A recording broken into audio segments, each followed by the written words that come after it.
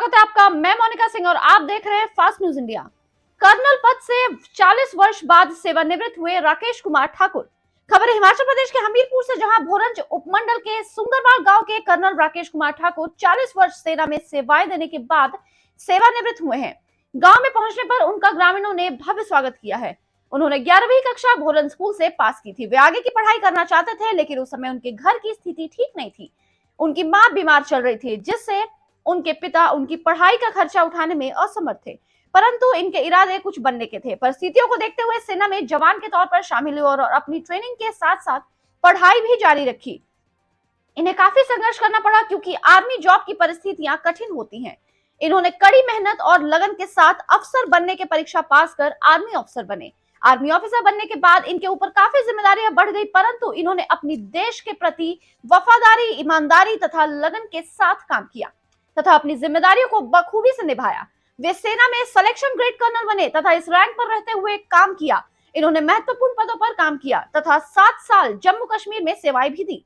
इनके बेटे Rishabh Thakur second generation officer हैं तथा इस वक्त इंडियन एयरफोर्स में फ्लाइट लेफ्टिनेंट पद पर देश की सेवा कर रहे हैं।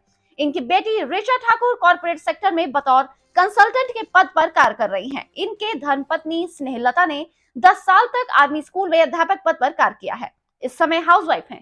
कर्नल राकेश ठाकुर प्रतिष्ठित IIM बैंगलोर के एलुमनी हैं और इन्हें अभी से कॉर्पोरेट सेक्टर से जॉब की ऑफर आना शुरू हो गए हैं।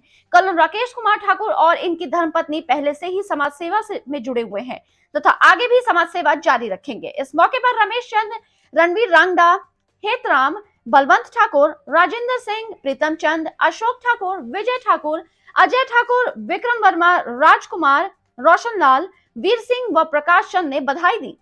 देखें हिमाचल प्रदेश से स्टेट ब्यूरो चीफ रतन चंद की रिपोर्ट। नमस्कार सर। नमस्कार जी। सर, फास्ट न्यूज चैनल में आपका स्वागत है। Thank you very much. अभी आप आर्मी से रिटायर आए हैं। हाँ जी। तो आप अपने बारे में बताइए, आपने कहाँ से शुरुआत की? मैं भोरंज स्कूल से पढ़ा हूँ। मैंने भोरंज स्कूल में 11th तक क्लास करी थी। उसके बाद मेरी घर की परिस्थितियाँ ठीक ना होने की वजह से मुझे आगे पढ़ाई नहीं कर सका और मैंने आर्मी ज्वाइन की। और उसके बाद आर्मी ज्वाइन करने के बाद मुझे वहाँ पर मैंने अपनी एजुकेशन, क्योंकि मेरे अंदर वो एजुकेशन आगे बढ़ने की मेरे अंदर पहले से जिज्ञासा थी कि मैं कुछ करूँगा, लेकिन मैं क्योंकि घर की परिस्थितियों के कारण कर नहीं पाया, तो मैंने वहाँ पर जा कर के अपनी एजुकेशन पूरी की। मैंने वहाँ जा कर के ग्रेजुएशन अपनी पढ़ाई, अपनी ट्रेनिंग के साथ अपनी पढ़ाई भी जारी रखी। और वहाँ पर जाने का, आर्मी एक ऐसा इंस्टीट्यूशन है जहाँ पर आपको बहुत कुछ सीखने को मिलता है। आप अगर अपनी मेहनत से, लगन से काम करते हैं तो आपको आपका इंस्टीट्यूट आपके पूरे की पूरी पर्सनैलिटी को डेवलप करता है। तो मैंने वहाँ जाने के बाद अपनी पढ़ाई जारी करने के साथ साथ मैंने दूसरे एस्पेक्ट्स के ऊपर काफ़ी ध्यान दिया और मैंने आर्मी में एज एन ऑफिसर में सेलेक्ट हुआ। ऑफिसर बनने के बाद फिर there was no looking back. फिर मैं आगे जो है वो अपने सारे कोर्सेज़ करता गया और मैंने कोर्सेज़ के अंदर भी काफ़ी अच्छी अपनी रैंकिंग ली, अपनी ग्रेडिंग्स ली। और उसके बाद मुझे बहुत ही अच्छा एक एविएशन, इंडियन आर्मी एविएशन में जाने का मौका मिला और मैं एज एन इंजीनियर ऑफिसर जो है वो इंडियन आर्मी में एविएशन कोर में जो है वो सिलेक्ट हो गया। उसके बाद मैंने वेरियस अपॉइंटमेंट्स करी, बहुत इंपॉर्टेंट अपॉइंटमेंट्स करी। और मैंने, जैसे मैं लेफ्टिनेंट बना, कैप्टन बना। हमारे टाइम पर जब मैं कमीशन हुआ था तब सेकंड लेफ्टिनेंट होते थे, अभी तो इंडियन आर्मी में डायरेक्ट लेफ्टिनेंट बनते हैं। मैं सेकंड लेफ्टिनेंट बना, लेफ्टिनेंट बना, कैप्टन बना, मेजर बना, लेफ्टिनेंट कर्नल बना और उसके बाद मैं सिलेक्शन ग्रेड फुल कर्नल बना। फुल करने का बनने के बाद मुझे बहुत ही इंपॉर्टेंट अपॉइंटमेंट्स करने को मिली, जिसमें मुझे बहुत ही अच्छा एक्सपोजर मिला और बहुत कुछ सीखने को मिला। मैंने पूरी अपनी मेहनत के साथ, लगन के साथ ऑर्गेनाइजेशन की सेवा करी और उसके रिटर्न में मुझे ऑर्गेनाइजेशन में बहुत कुछ दिया। तो ये मेरा सफ़र। और अभी मैं रिटायर हो गया इंडियन आर्मी से। और अभी मैं उसके बाद मैंने और भी अपनी एजुकेशन, मैंने MBA करी। मैंने IIM बेंगलोर से MBA करी, जो मुझे एग्जीक्यूटिव MBA बोलते हैं। वहाँ से मुझे MBA करने का मौका मिला। अभी मुझे बहुत ज़्यादा ऑफ़र्स आ चुकी हैं। ऑलरेडी मैंने एक इंस्टीट्यूशन ज्वाइन भी कर लिया है। तो मतलब जो हमने सीखा है वही अब जिस इंस्टीट्यूट में हम काम करेंगे उसमें हम उसको भी उतना ही ईमानदारी और लगन से और उस इंस्टीट्यूट की सेवा करेंगे। बहुत बढ़िया। अभी आप मेरी धर्मपत्नी स्नेहलता ठाकुर, जी ये मेरी पत्नी हैं। इन्होंने मैं आर्मी एक ऐसा ऑर्गेनाइजेशन है जहां आपकी वाइफ एक बहुत ही इम्पोर्टेंट रोल अदा करती है। मतलब समझ लो कि अगर आप वाइफ आपकी अच्छी एजुकेटेड है, कंधे से कंधा मिला के चलना पड़ता है, बिकॉज आपकी परिस्थितियां ऐसी होती हैं कि आपके घर से बाहर बहुत दूर रहना पड़ता है। कई बार आपको एक्सरसाइजेस में जाना पड़ता है, टेम्परेरी ड्यूटी जाना पड़ता है, आपको फील्ड में पोस्टिंग जहां नॉन फैमिली स्टेशंस होते हैं। तो पत्नी के ऊपर, वाइफ के ऊपर इतनी ज़्यादा जिम्मेदारी होती है कि वो बच्चों का जितना भी बच्चों का पढ़ाई, बच्चों का आगे देखना, बच्चों की जितनी भी डेवलपमेंट है वो वाइफ के कंधों के ऊपर ही है। ये बहुत अहम रोल है जो हम आर्मी में कंट्रीब्यूट कर पाए या वो वाइफ का उसमें बहुत बड़ा रोल है। और मैं आज मेरी वाइफ मेरे साथ बैठी है, इन्होंने जो मेरा साथ दिया मैं उसका बहुत आभारी हूँ, जिसकी वजह से आज मैं पूरी एक अच्छे रैंक से रिटायर हुआ हूँ। और इसलिए मैं अपनी वाइफ का बहुत थैंक यू वेरी मच। मेरी बेटी रिचा ठाकुर, वो अभी एक कंसल्टेंट है, वो बीटेक किया उन्होंने, और उसके बाद जो है वो एक अच्छी पोस्ट के ऊपर जॉब कर रही है बेंगलोर में। बहुत अच्छी मेहनत कर रही है और बहुत अच्छा परफॉर्मेंस कर रही है। मेरे सन इन लॉ निखिल, ये भी वहीं पर ही सीनियर, मतलब अभी तो मैनेजर की पोस्ट पर चले गए हैं, और ये भी बहुत ही अच्छा परफॉर्मेंस कर रहे हैं। दोनों जॉब कर रहे हैं वहाँ बेंगलोर में और बहुत अच्छा कर रहे हैं। सर एक बात और पूछना चाहूँगा, जैसे आजकल आपने देखा होगा हमारे जो युवा हैं जो नशे की ओर बढ़ते हैं, इतनी उपलब्धियाँ की, क्या कहना चाहेंगे आप?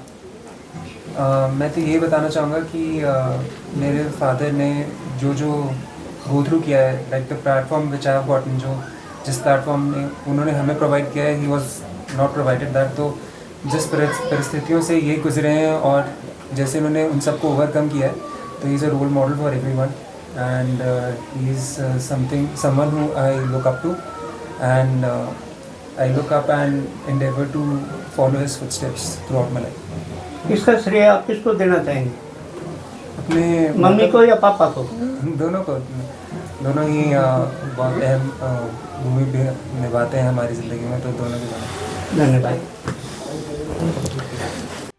आज आपके पापा रिटायर आए हैं और आप बहन भाई ने भी काफ़ी कुछ किया है, तो क्या कहना चाहेंगे आज आप? तो मैं फ़र्स्ट ऑफ ऑल अपने मम्मी पापा दोनों को कंग्रेचुलेशंस बोलना चाहूँगी कि उन्होंने इतनी अच्छी जर्नी व्यतीत की और हमें इतना इंस्पायर किया। And at the same time मतलब सब लोग जानते हैं कि मेरे पापा ने कहाँ से शुरुआत की और अभी वो कहाँ पहुँचे हैं, बट मैं एक चीज़ और पे फोकस करना चाहूँगी कि वो इतने अच्छे इंसान हैं कि वो हमेशा हर किसी की मदद करते हैं। तो आप लाइफ में कहीं भी हो, चाहे एक ऑफिसर हो या ना हो, ये चीज़ आपको हमेशा सीखनी चाहिए कि आप जहाँ भी हो जिसकी भी मदद कर सको, जितना अच्छा काम कर सको वो करो। सो ये मैंने अपने पेरेंट्स से सीखा है, आगे भी मैं यही कंटिन्यू करना चाहूँगी। मैडम आप क्या कहना चाहेंगी, आज साहब जो है रिटायरमेंट आए हैं, आपका एक्सपीरियंस फौजी के नाते कैसा रहा? मेरा तो बहुत ही अच्छा एक्सपीरियंस रहा। मैंने तो अपने बेटे की जर्नी भी देखना शुरू करी और अपने हस्बैंड की भी देखना शुरू करी। मेरे लिए इनका ये एक्सपीरियंस है कि हम सो जाते थे जब वो बहुत इनिशियल स्टेज होती थी। हमें ये समझना बहुत ज़रूरी है कि वो एक बेसिक स्कूल से पढ़ के आए हैं और जहाँ पे कंपटीशन है बाकी ऑफिसर्स का, वो उन स्कूलों से पढ़ के आए हैं जिनका स्टैंडर्ड बहुत हाई है। तो आपको उनके शोल्डर टू शोल्डर काम करना पड़ेगा, और अगर आप वैसे उस मार्क तक नहीं आते हो तो आपकी कोई वैल्यू नहीं है, ठीक है। तो हम आराम से 10 बजे सोते थे और वो टेबल के ऊपर 12 बजे तक अपनी पढ़ाई करते थे, और 4 बजे जब मैं उठती थी तो टेबल के ऊपर मुझे मिलते थे। तो आज मैं अपने बेटे को भी ये बताऊंगी कि नो डाउट उसने अपना हार्डवर्क किया, बट पापा ने बहुत ज़्यादा किया, बहुत ज़्यादा इसलिए किया कि आपको इस लेवल से उस लेवल तक जाने में बहुत मेहनत करना पड़ती है। और वो तो मतलब मैं तो किसी शब्दों में भी उनका आभार व्यक्त नहीं कर सकती हूँ, क्योंकि उन बच्चों को इतनी अच्छी एजुकेशन दी, मेरे लिए इतनी अच्छी लाइफ प्रोवाइड करी।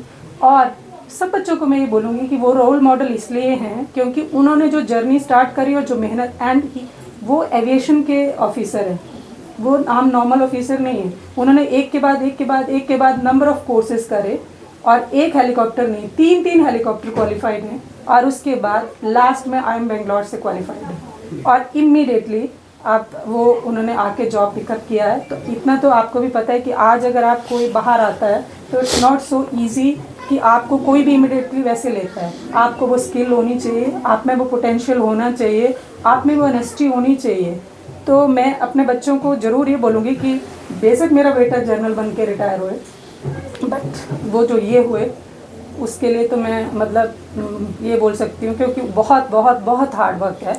और ऋषभ को भी मैं यही एडवाइस करूँगी कि हमेशा ये देखो कि पापा ने बहुत मेहनत करी, इसीलिए आप लोग इधर। एक बात और मैडम, जैसे आज आपके सुराड़ गांव में आप लोगों का इतना स्वागत सत्कार किया, आप जो अपने यहाँ के लोग हैं उनको क्या कहना चाहेंगे? बहुत शुक्रिया, सबका बहुत बहुत धन्यवाद। आज हमारी खुशी का दिन था कि आज हमारा फंक्शन है, वो सब लोगों ने पार्टिसिपेट किया। उन सब का बहुत बहुत धन्यवाद कि अपना वैल्यूएबल टाइम उन्होंने हमारे लिए दिया। तो बहुत बहुत शुक्रिया। और वो लोग, वो बच्चे जो मोटिवेट हो सके, मैं तो ज़रूर बोलूँगी उन पेरेंट्स को कि नरेट द स्टोरी, कि वो भी वहाँ से, ताकि जब बच्चे अपना गिव अप करने लगे कि नहीं मैं नहीं कर सकता हूँ, तो नरेट द स्टोरी कि नहीं वो भी कर सकते थे। हमने भी वैसे वैसे फेस देखे, अपने बच्चों के भी देखे, हस्बैंड के भी देखे, जब बहुत सारी हेल्थ अच्छी नहीं होती थी या मतलब सर्कमस्टांसेस वैसे नहीं हो पाते थे और हम भी गिव अप करते थे, तो हम भी बोलते थे नहीं उनको देखो, किसी और को जो हमारे रोल मॉडल होते थे। आज मैं भी बोलूँगी कि आप कोई भी बच्चा जो गिव अप कर चुका होता है, आप अपने स्टोरी बताइए कि नहीं उन्होंने भी बहुत हार्ड वर्क किया, आप लगे रहो, एक दिन सक्सेस तो मिलेगी मिलेगी। धन्यवाद।